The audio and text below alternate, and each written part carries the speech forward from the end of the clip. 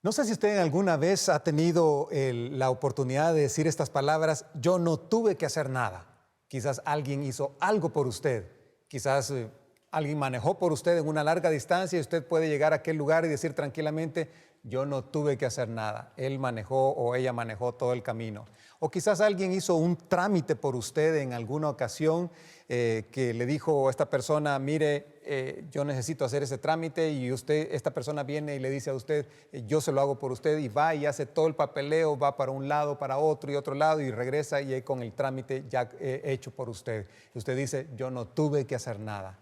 Muchas veces en la vida nosotros no tenemos que hacer nada por cosas materiales, por cosas que alguien hace por nosotros. No tenemos que movernos para nada. En algunas ocasiones hacemos algo, pero en muchas de estas ocasiones alguien está haciendo algo por nosotros. El pasaje de hoy en nuestra serie de Efesios nos habla de eso precisamente, de el momento más trascendental en nuestra vida, en donde realmente no tuvimos que hacer nada. Y se trata de la salvación, se trata de la obra de Cristo en nosotros. Pero déjenme llevarles al texto bíblico para que experimentemos ahí de primera mano y veamos qué es lo que el apóstol Pablo estaba tratando de decirnos y enseñarnos, y especialmente dirigiendo a esta iglesia en Éfeso, una iglesia que era predominantemente gentil. Gentiles eran todos aquellos que no eran judíos, una iglesia que obviamente había presencia de judíos, pero que había conocido al Señor, estaba en su deseo de querer honrar a Dios, buscar a Dios y vivir para Dios. Y el apóstol Pablo les alaba por lo que ha pasado. En el capítulo 1 que hemos visto en estos domingos anteriores, hemos hablado de la posición que Dios les ha dado, cómo Dios ha hecho tantas cosas por ellos. Y Pablo les lleva hasta el tiempo pasado y les dice: miren, antes de que ustedes nacieran incluso, Dios ya se había imaginado y había diseñado un plan para ustedes, para salvarlos, y hizo esto y esto, y les da una serie de varias cosas para animarles a ellos a que vean su nueva identidad ahora. ¿Cuánto vale? Ahora en el capítulo 2 que vamos a ver esta mañana, Pablo les hace un recuento a ellos y les dice cómo Dios los sacó de esa profundidad, de ese mar de tinieblas, y los sacó de esas tinieblas espirituales, de esa vida muerta que llevaban y contradictorio esto, pero es una vida realmente en muerte espiritual. ¿Y cómo los sacó de eso? Escuche lo que dice versículos 1 y 2 de Efesios 2. Dice: en otro tiempo ustedes estaban muertos en sus transgresiones y pecados, delitos y pecados, en los cuales andaban conforme a los poderes de este mundo.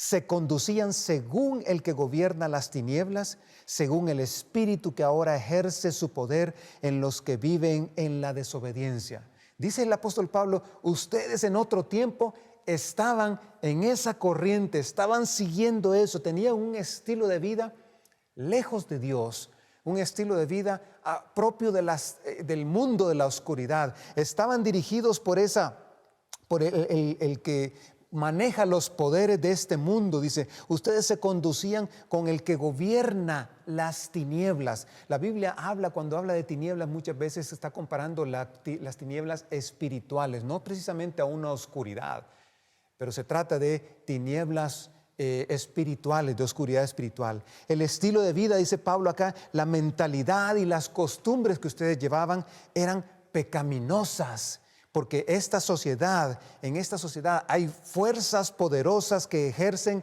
presión sobre la gente. Usted no me dejará mentir que hay fuerzas poderosas espirituales que manipulan a la gente hoy en día. La sociedad en su conjunto, aquí donde vivimos, con su egoísmo, con su falsedad, fornicación, materialismo, vanidad, vocabulario perverso y otras cosas, resultó una corriente fuerte que arrastraba y sigue arrastrando hoy en día a la gente. Hicimos, dice Pablo, lo que la mayoría de la gente hace, arrastrados por esa corriente. Vivimos según esa corriente de este mundo. Y esa es la corriente que sigue presente hoy en día. Es una corriente fea, es una corriente mala. A veces no la sentimos, no la percibimos, porque es sutil, es tramposa. A veces nos hace captar nuestra atención de una manera tan sutil y nos enreda y caemos en ese enredo y vamos descendiendo como una espiral descendente, vamos descendiendo hasta hundirnos muchas veces. La gente está pasando en esto. Mire este cuadro que les voy a mostrar de las señales de la corriente de este mundo. A la izquierda tengo tres cosas que son, en mi opinión, una de las cosas que manejan esta corriente. Es el materialismo. Hay mucho materialismo hoy en día. Vivimos en una sociedad consumista que nos está diciendo, ten esto, y si obtienes esto, eres feliz, y si logras esto, eres feliz. Segundo, es el orgullo y la vanidad, una sociedad en donde estimula nuestro orgullo, nuestra vanidad y nuestro ego. Y por último, el egoísmo y el narcisismo. Esa sociedad que nos está impulsando a enfocarnos en yo mismo, y tú tienes razón, y tu palabra es la que vale, y tú tienes la verdad, y lo que tú dices está bien, y no importa si haces daño a los demás. La sociedad narcisista y egoísta en la que vivimos nos atrapa y nos dice que lo que tú estás haciendo, si a ti te gusta y te hace feliz, está bien. Error.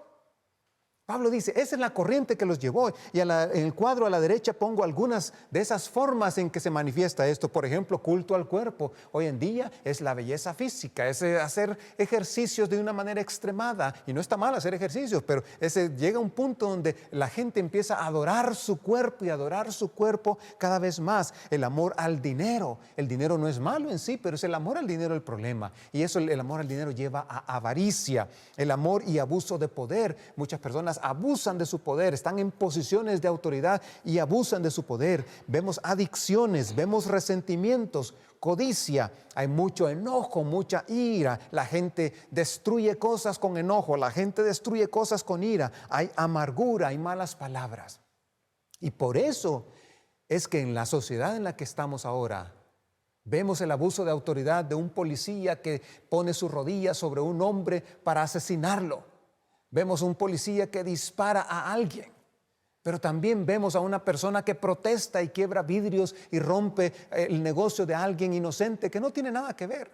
Vemos gente que está destruyendo cosas materiales para desquitárselas sobre cosas que ellos piensan que está bien. Vemos el egoísmo, vemos el resentimiento, vemos una sociedad corrupta, enojada, airada, resentida, amargada. Y por eso es que hay insultos en la media, por eso es que hay insultos en los periódicos, por eso es que la gente no está contenta. Pablo dice, este es el problema en el ser humano, este era el problema de ustedes. Ustedes estaban arrastrados por esa corriente que hoy día sigue arrastrando a las muchachas y les dice, tú puedes abortar, tú puedes matar a ese niño que tienes en tu vientre y puedes seguir teniendo la vida sexual que quieras, como te dé la gana.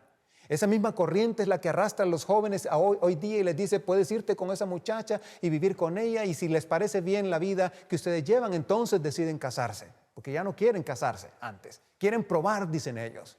Esa misma corriente es la que lleva a aquel hombre que está pensando que su único escape es ir a tomar cada viernes que le pagan, ir y caer en la trampa del alcoholismo. Es la misma corriente que lleva y arrastra a personas a fumar marihuana, a hacer uso de drogas.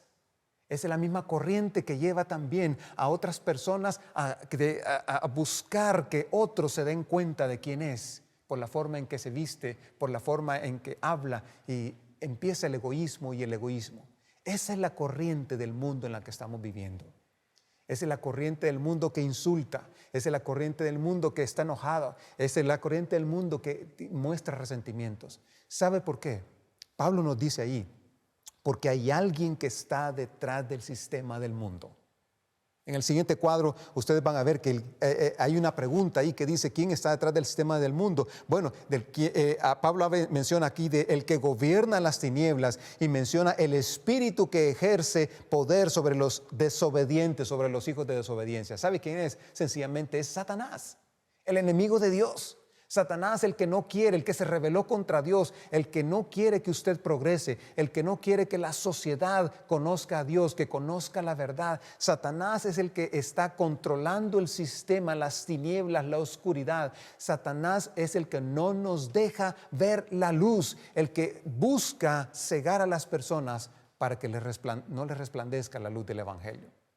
No en vano dice la Escritura así, en 1 Juan 5:19 dice, sabemos que somos hijos de Dios y que el mundo entero está bajo el control del maligno.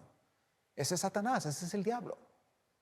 Así que cuando vemos aquí, por ejemplo, en los Estados Unidos, vemos esta guerra que hay en las calles, la gente rebelándose, quebrando cosas y haciendo injusticias y personas en autoridad abusando de su autoridad y todo ese racismo y toda esa mezcla de cosas. Lo que estamos viendo es que el control del maligno está siendo presente. Siendo presente. Pero también dice 2 Corintios 4:4, el Dios de este mundo, hay un Dios en este mundo, que es Satanás, ha cegado la mente de esos incrédulos para que no vean la luz del glorioso evangelio de Cristo, el cual es la imagen de Dios.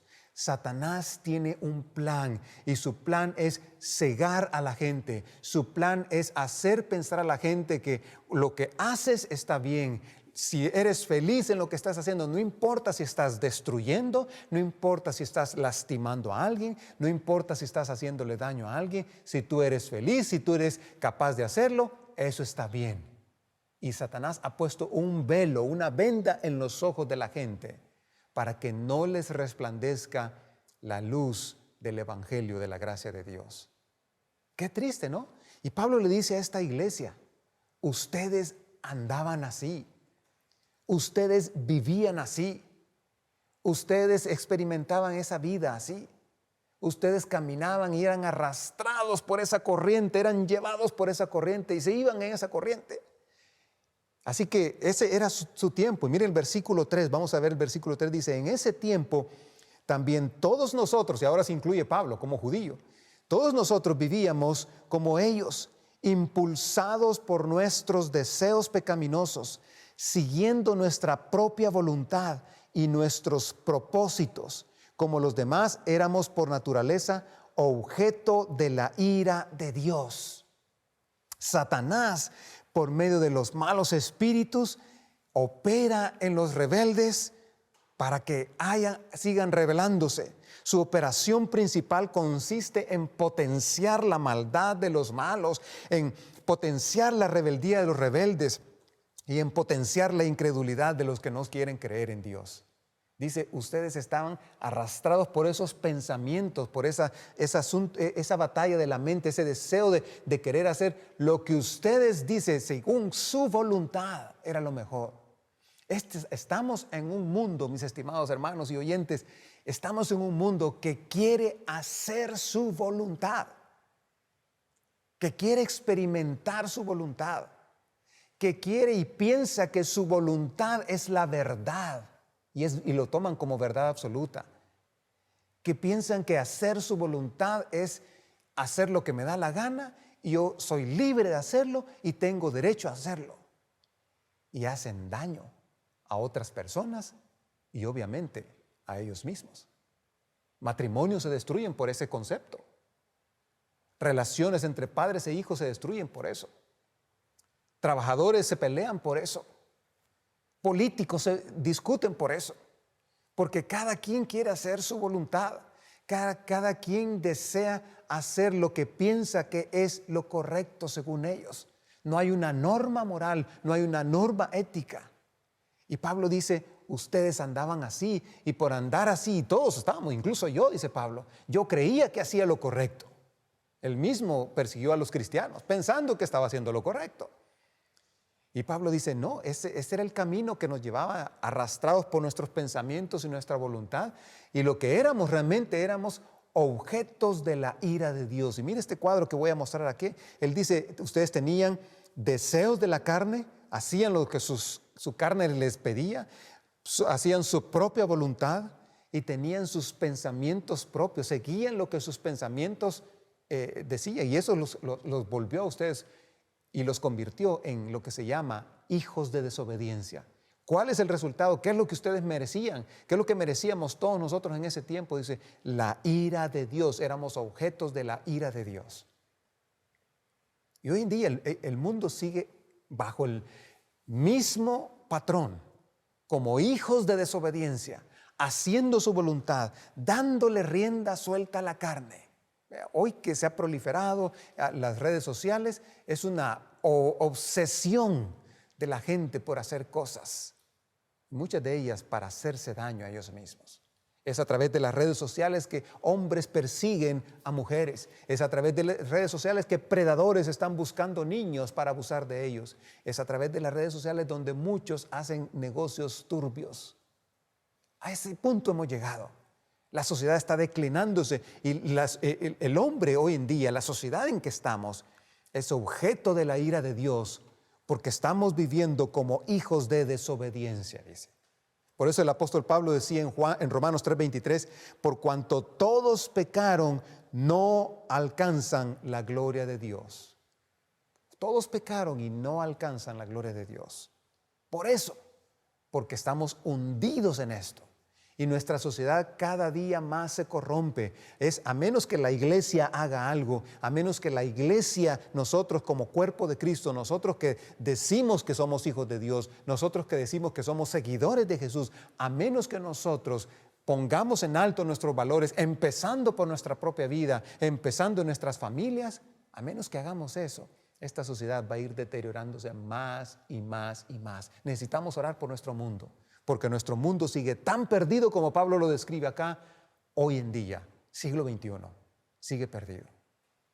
Ahora, Pablo no nos deja ahí, y no deja a los efesios ahí. Los efesios están ahí leyendo esa carta. Yo imagino leyendo esa carta y escuchando, wow, eso estábamos, sí, estábamos perdidos. Pero Pablo dice, pero no terminó la historia allí. Y dice el versículo 4 y 5, pero Dios, y ese pero en la Biblia, cuando hay un pero en la Biblia, es muchas veces una bendición, pero dice, pero Dios, que es rico en misericordia, por su gran amor por nosotros, nos dio vida con Cristo, aun cuando estábamos muertos en pecados.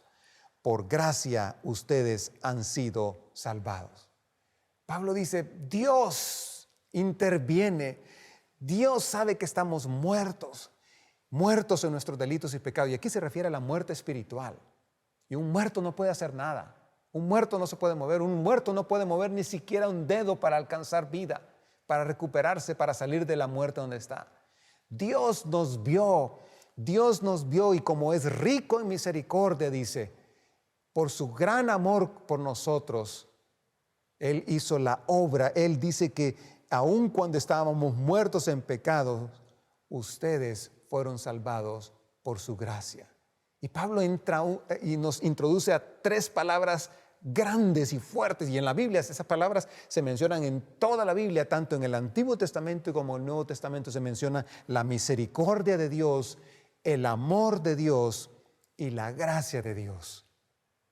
Y Pablo dice en esta ocasión, Dios es rico en misericordia, pero Dios que es rico en misericordia. Luego dice que es por su gran amor. Nadie ha tenido tanto amor por nosotros, por la humanidad como Dios, y ese amor de Dios es grande. Dice que nos salvó por gracia.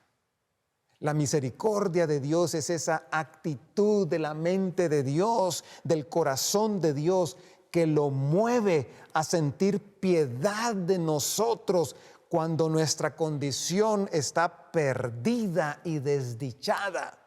Esa es la misericordia que lo induce a él a la acción, a actuar. Dios dice, no puedo seguir viendo a la humanidad muerta, perdida, desdichada, miserable. Y esa misericordia de Dios es la que muestra a nosotros, en vez de darnos lo que anteriormente Pablo había dicho, éramos objetos de la ira de Dios. La ira de Dios es el castigo de Dios, la reprensión de Dios. Y por lo tanto, Dios en su misericordia nos salva. ¿Sabe que esta semana en las redes sociales hubo una entrevista a un joven, Guillermo, que salió del homosexualismo, vivió una vida homosexual? Su padre, cuando él tenía 11 años, su padre se ahorcó. en el patio de su casa después de estar batallando con el alcoholismo. Su padre era un abusador, había violencia doméstica en su casa. Su padre se hundió en el alcoholismo y finalmente el alcoholismo lo llevó a quitarse la vida y se ahorcó en el patio de su casa. Él de 11 años vio a su padre ahorcado ahí. Y este muchacho creció con sus hermanas y su mamá y empezó a recibir bullying en la escuela y a ser atacado y le decían que era gay, que era homosexual y todo eso. Y finalmente creyó lo que esa influencia le decía y se convirtió en una persona gay. ¿Y sabe qué pasó? Mientras estaba perdido, esto lo llevó a tocar fondo realmente, a una perdición terrible, terrible en su vida, al punto que adquirió el SIDA.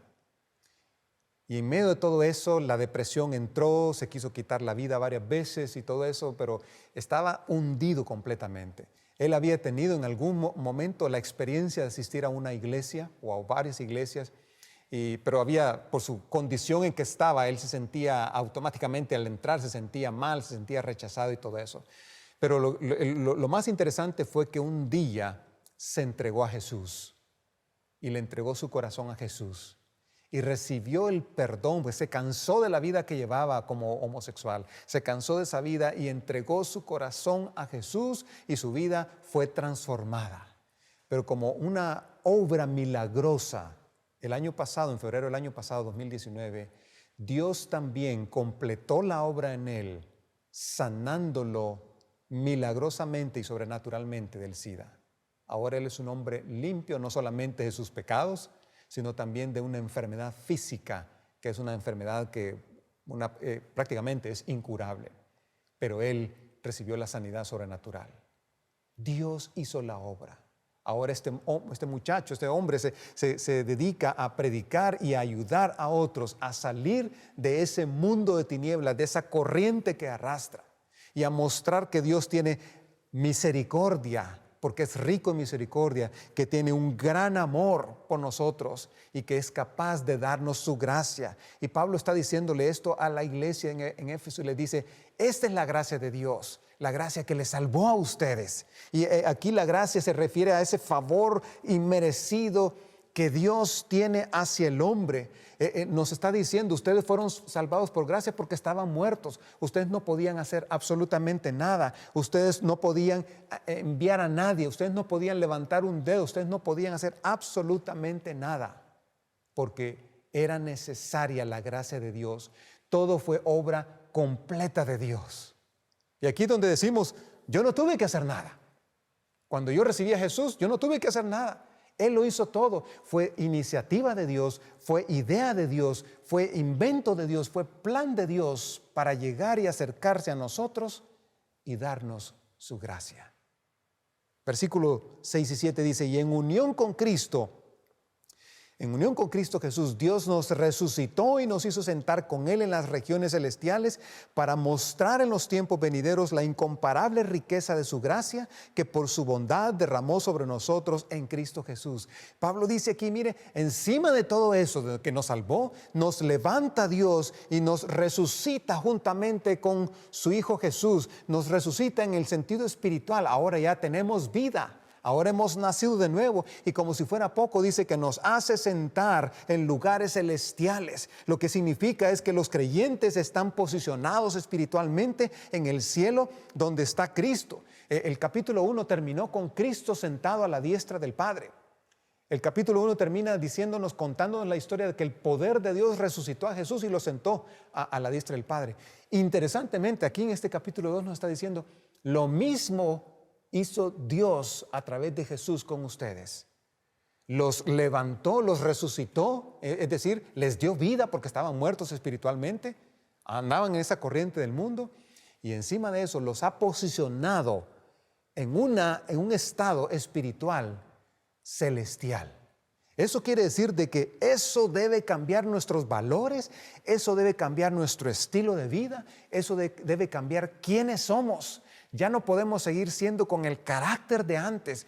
Ya no podemos seguir siendo con las costumbres de antes. Ya no podemos seguir teniendo los vicios de antes. Ya no tenemos que seguir haciendo las picardías que hacíamos antes. Ese estilo de vida de mentirosos, ese estilo de vida de malas palabras, ese estilo de vida pasado debe quedarse atrás, porque ahora Dios nos ha sentado, nos ha puesto en posiciones espirituales honorables. Ahora Dios ha creado en nosotros una nueva humanidad, haciéndonos hombres y mujeres diferentes y nuevos si tú has creído en Jesús como tu personal Salvador.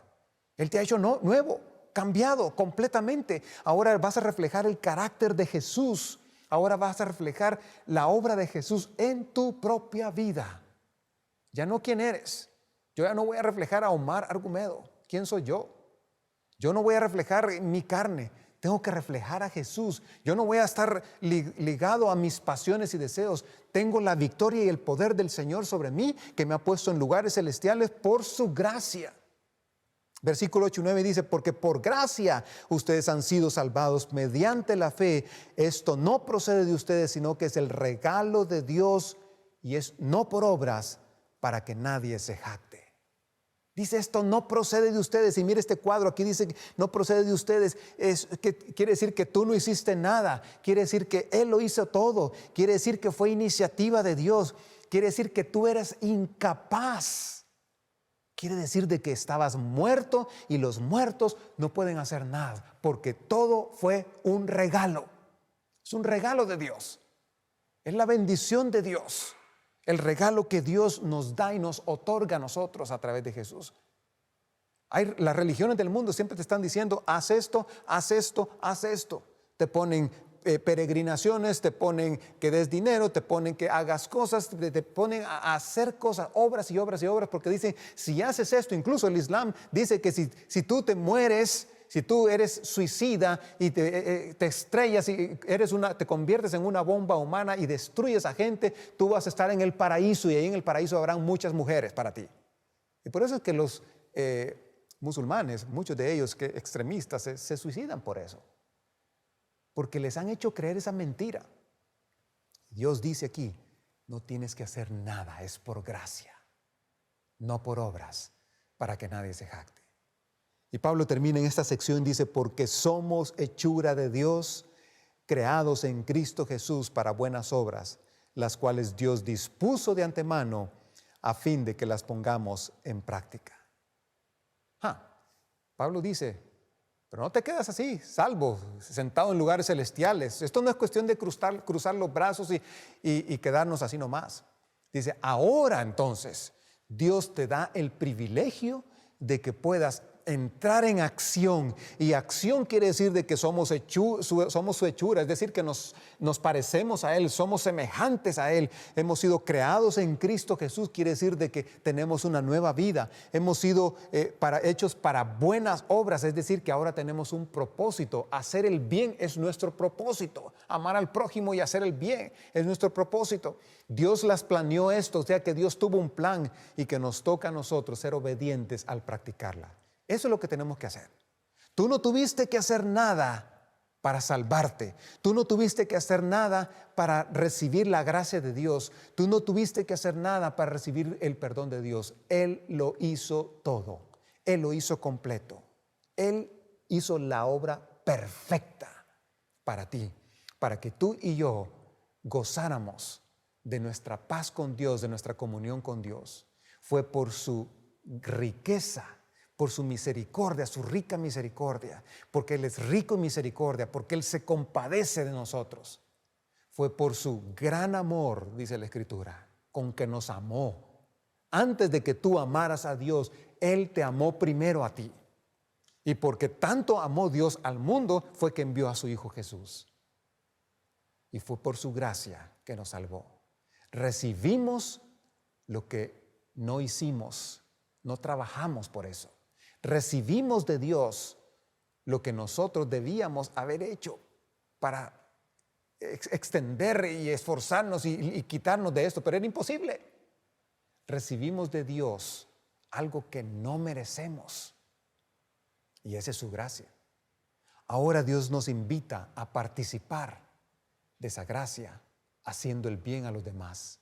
viviendo una vida que refleje su nombre, porque dice que somos hechura suya, somos semejantes a Él, nos parecemos a Él. Tenemos que a través de nuestras buenas obras reflejar al Señor. Y eso es la diferencia entre un filántropo, alguien que está haciendo obras de caridad a la gente y aquí, aquí y allá. Esa es la diferencia entre nosotros, que ahora como hijos de Dios no solamente hacemos el bien por hacerlo, hacemos el bien con un propósito, hacemos el bien sin esperar recibir nada a cambio, hacemos el bien sin esperar incluso que nos den las gracias, hacemos el bien para bendecir a la persona, a aquellos incluso que no conocemos. Hacemos el bien porque queremos decir con nuestro bien, con nuestras buenas obras, queremos glorificar a Dios y queremos decir que reflejamos a un Dios de quien somos semejantes.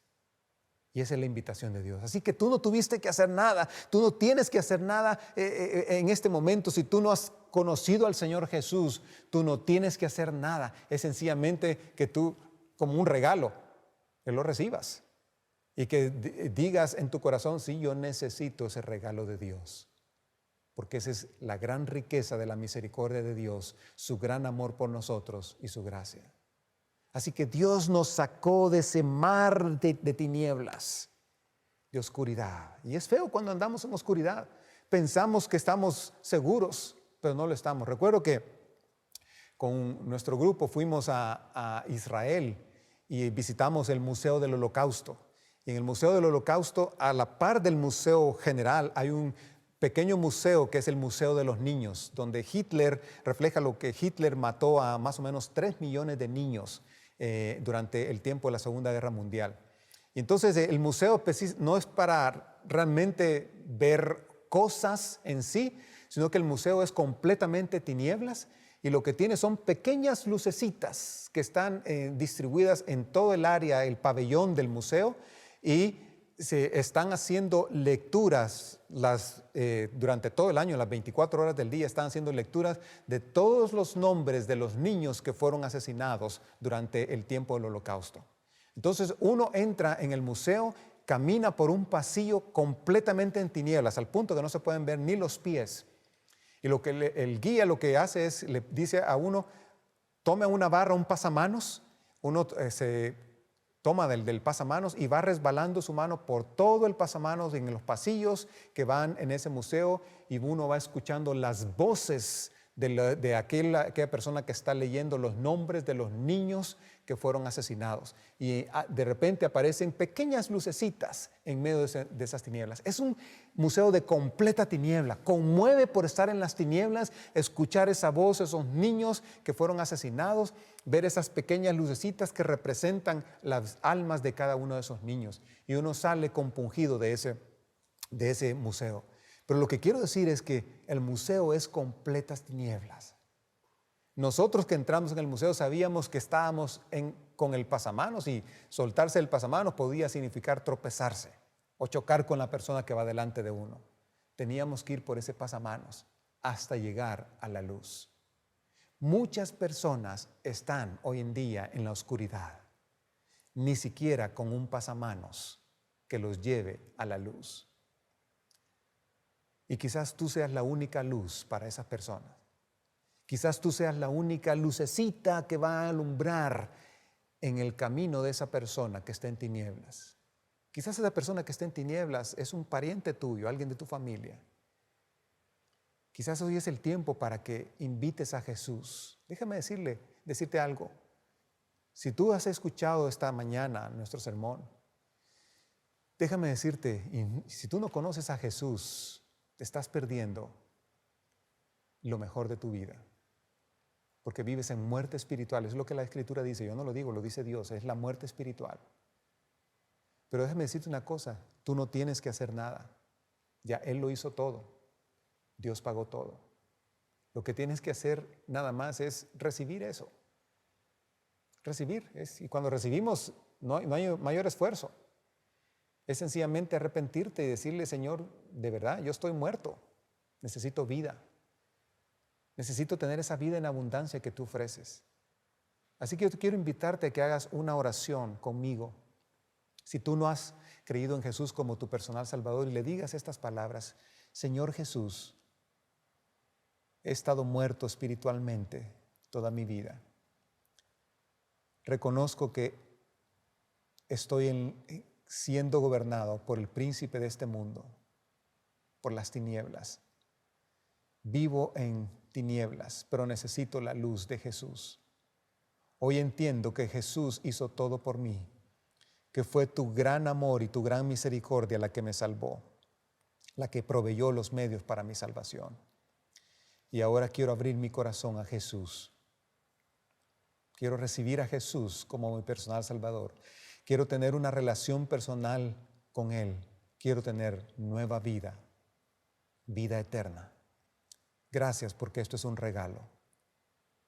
Amén. ¿Sabes que la Biblia dice que cuando oramos con nuestro corazón y le abrimos nuestro corazón a Jesús, Él entra a nuestro corazón para habitar en Él? Yo sé que muchos de los que me están viendo ahora ya han tomado esta decisión y esa es la vida que celebramos hoy. Ahora, si ya has tomado esta decisión antes o esta misma mañana que estuviste orando, quiero decirte algo. Lo que necesitas hacer es hacer lo que Pablo dice en el versículo 10. Somos hechura suya, creados en Cristo Jesús para buenas obras, para hacer el bien. La palabra de Dios, Jesús en una ocasión nos dijo en Juan capítulo 8, dice que nosotros somos luz del mundo y que hagamos alumbrar nuestra luz, hagamos brillar nuestra luz para que la gente vea nuestras buenas obras y glorifiquen al Padre. Así que nos toca ser obedientes en hacer el bien. Esta semana practica el bien. Te invito a que hagas el bien a alguien que no conoces tal vez, y que muestres a través de tus buenas obras quién realmente eres en Jesús. Así que esta mañana vamos a tomar los elementos de la Santa Cena. El pan y la copa nos recuerdan la obra de Cristo, el Jesús que murió en la cruz, el Jesús que pagó por nuestros pecados, el Jesús que fue clavado cuando yo tendría que haber estado clavado, cuando tú tendrías que haber estado en la cruz, porque éramos objetos de la ira de Dios, pero Él murió en la cruz por nosotros. Así que la noche que Él fue entregado, dice la Escritura, que tomó el pan y lo partió y dijo: esto es mi cuerpo, que por ustedes es partido. Hagan esto en memoria de mí. Comamos en memoria del Señor.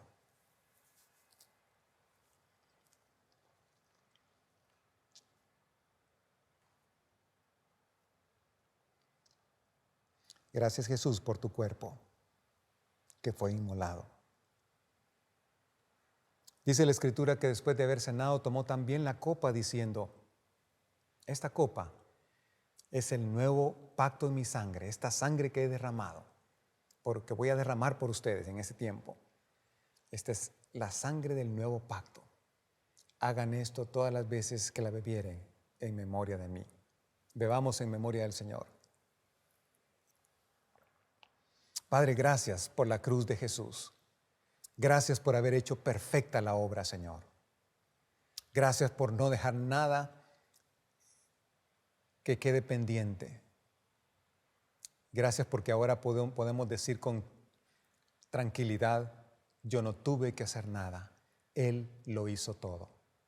Te alabo, Señor, en el nombre de Jesús. Amén. Hermanos, que el Señor les bendiga y que tengan una buena semana. Que Dios esté con ustedes. La paz de Jesús sea con ustedes. Amén.